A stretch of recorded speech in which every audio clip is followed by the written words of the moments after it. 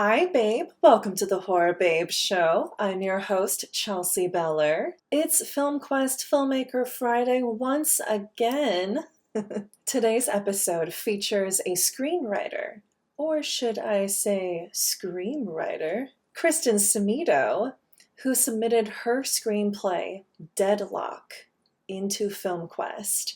This thrilling script brings the thrills and chills, probably because it's based on a chilling first-hand experience in Salem, Massachusetts. Yeah. So, without further ado, let's tune into my conversation with Kristen.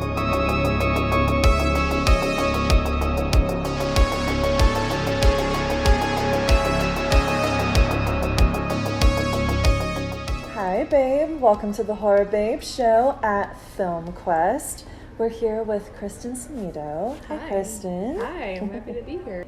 I'm so excited to be sitting down with you. I know we briefly met on the red carpet last night, which was really fun. Yeah. Kristen wrote a screenplay called Deadlock that actually gave me goosebumps when I read it. I'm glad. I was really scared.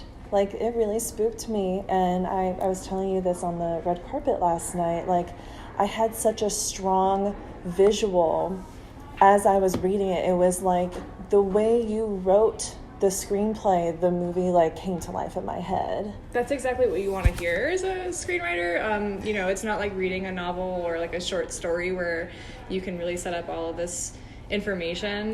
That's the exact opposite, and so reading screenplays can be really dry. So when I hear that makes me really happy. You want someone to see the movie on the page. What inspired you to write this story?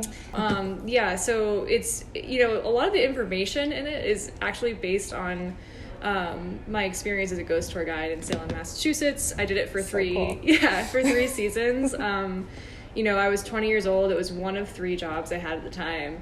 And I really needed cash, pretty much always.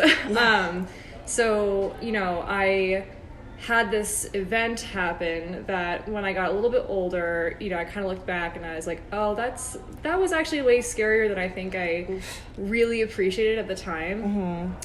So I decided to write it into a short. The idea was it was supposed to be an anthology episode, just sort of exploring the actual fear of that night. Obviously, it's a very different ending, but So I love that. I love when stories are actually inspired by things that actually happen to the person. Yeah. I mean, it's funny because the character names are pretty. I mean, the roommate and the boss that runs the tour company, all the names of the real people in my life. Just that the details have changed.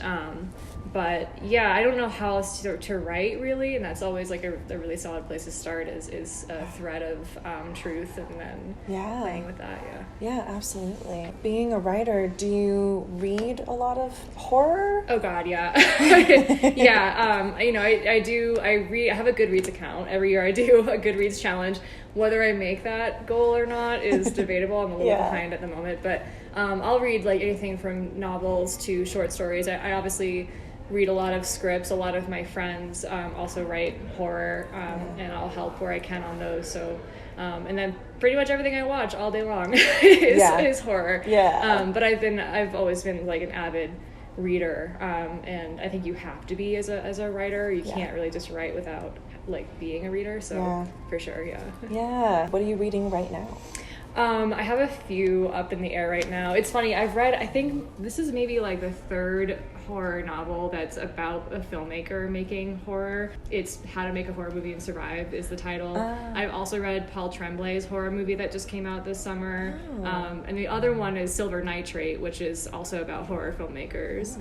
All of those this year. I think I'd get kind of sick of fictional novels about people making horror movies, but that's kind of my hyper fixation. I love it. That, and then I read a lot of screenplay books, so there's How to Make a Horror Movie is also a screenplay instructional book. So yeah.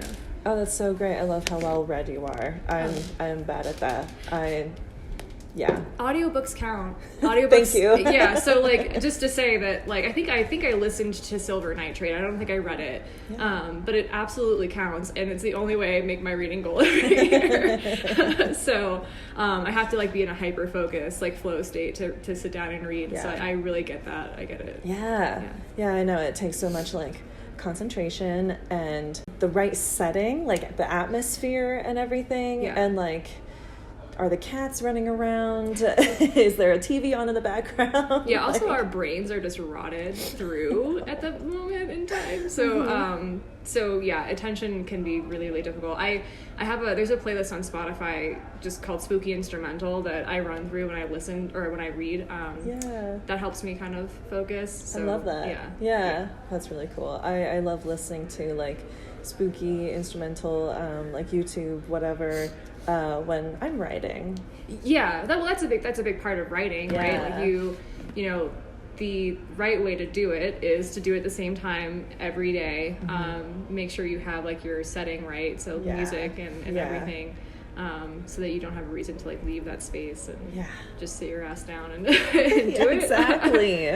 Whether or not I'm successful at that all the time is different, but right. Yeah. It's so hard. Life is just hard, you know? What? I'm having a really easy time.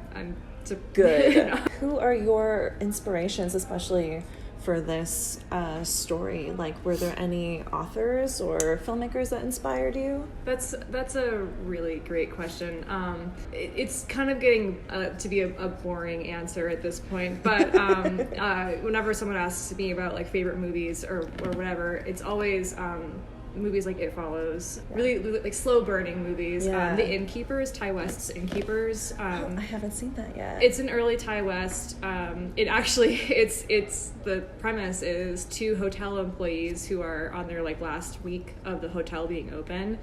They're also ghost hunters, and so they do like ghost investigations within the hotel. And a lot of the atmosphere, even like the color of the Innkeepers, was a really big like visual inspiration. But I also just I love slow burning horror. I love I'm not like a jump scare person, so any kind of film that plays with that is my favorite, which is why It Follows works so well. You know, there are a couple of jump scare moments, but mostly you're sitting in these super wide shots with stuff kind of creeping in.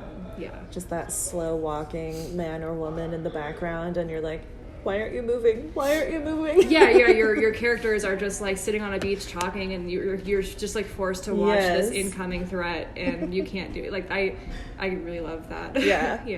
What message or feeling do you hope the audience walks away with from Deadlock?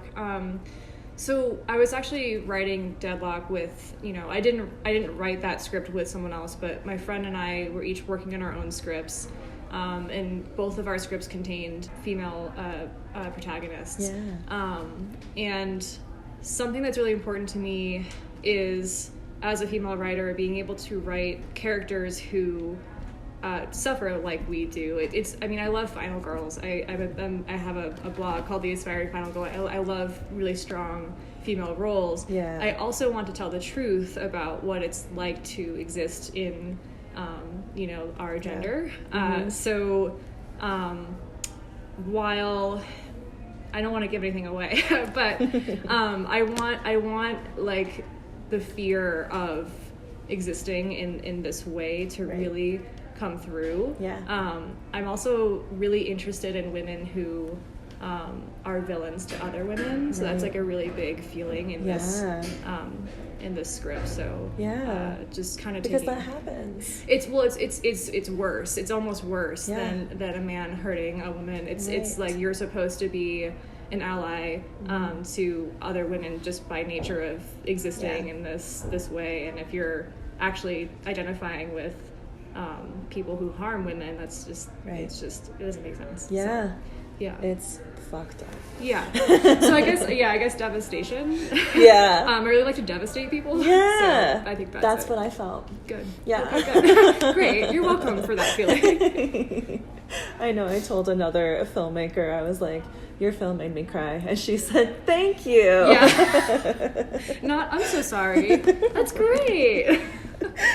Right? Yeah. But that's what you want. You want Yeah. the audience to emote. Yes, of course. From what you create. That's that's the real goal. Yeah. Right? Yeah. If you feel nothing, then I didn't do my job. Yeah. So. Yeah, exactly. Yeah. Do you have Deadlock in production at the moment? No, it's not in production. I just wrapped on a different short. We're in post with Vermin, so that kind of took up a lot of my summer. I would love to produce Deadlock as an anthology episode. I've kind of gone back and forth on whether I would like to expand it, but I really like it as, like a 20-minute episode of an anthology. So I will be shopping it around in that way, but for now it's just making its festival rounds, and very happy that it's a finalist here. So yeah, congrats. Thank you so That's much. really incredible. Thank you. Yeah. Well, you deserve it. It's an incredible film, and I honestly can't wait for it to eventually hit theaters and all of that. Yeah, that's the dream. I think that's the next thing. So we're working on it. Yeah. Okay. Well, thank you so much for being on the show. Thank you. And congrats again. Thank you so much. And thank you so much for watching. Bye, babe. Well, that's it from me and Kristen. Thanks again for tuning in to FilmQuest Filmmaker Friday. Tune in every Friday for a new filmmaker interview. Please don't forget to like, comment, follow, and subscribe. Follow me on Instagram and Letterboxd to see what I'm watching and what I'm rating. And follow Kristen Semedo at the social media handles below. Bye, babe.